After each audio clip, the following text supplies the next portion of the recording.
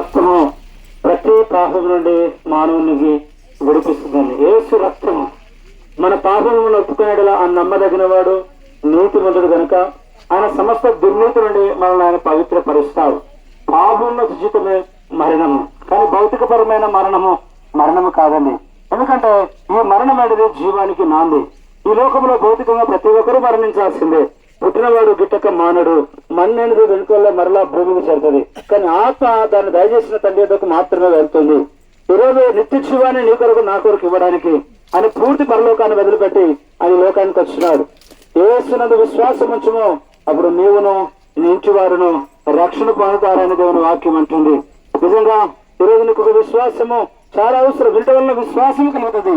అది యేసు క్రీస్తును కూర్చున్న మాట వల్ల కలుగుతుంది.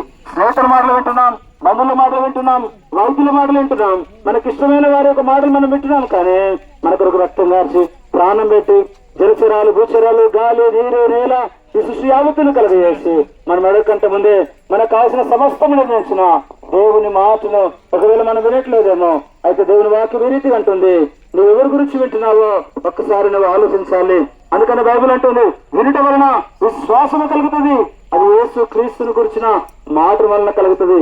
ఇంతవరకు ఒకవేళ నేను సృష్టించిన దేవుని మాట అని ఒకవేళ వింటలేదేమో, అయితే నిత్య నరకము, అగ్ని గుండం అనేది నీ కొరకు ఉంది. దాన్ని తప్పించడానికే పూర్తి పరలోకాన్ని వదిలిపెట్టి ఆయన లోకానికి వచ్చినాడు.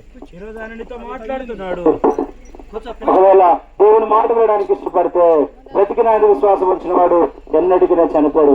మరణం లేని జీవితం మనం జీవించాలంటే వినటం వలన విశ్వాసము కలుగుతుంది.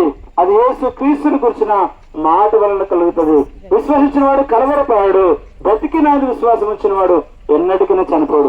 మరణం లేని జీవితాన్ని నువ్వు కలిగి ఉండాలని ఆశపడుతున్నావా? అయితే నేను సూచించిన దేవుని మాట నువ్వు వినడం మంచిదని దేవుని వాక్యం అంటుంది. దుర్దినము రాకముందే, వీటి అందు సంతోషం లేదని సమయం రాకముందే, వాన వెరిసిన తర్వాత మేఘాలను మరలా కమ్మకముందే నీ బాల్య దినమునంది నీ సృష్టికర్తను నువ్వు స్మరణకు తెచ్చుకోని దేవుని వాక్యం అంటుంది. ప్రేమంతం బిడ్డలారా, యేసునందు విశ్వాసం ఉంచుదాం, దేవుని గురించి మాటలు విందాం, విశ్వాసంతో ముందు కొనసాగుదాం. మరి నిత్య జీవానికి వారసులుగా లోకం బ్రతుకుదాం. మరి దుఃఖంలో మునిగిన కుటుంబానికి కావాల్సిన ఆదరణ, నెమ్మది, సమాధానం ప్రభు అనుగ్రహించను గాక. తల్లి గారు ప్రభునందు నిద్రించినారు, ఒక దినాన నువ్వు నేను కూడా నిద్రిస్తాం. కాబట్టి మనం భయపడాల్సిన పని లేదు.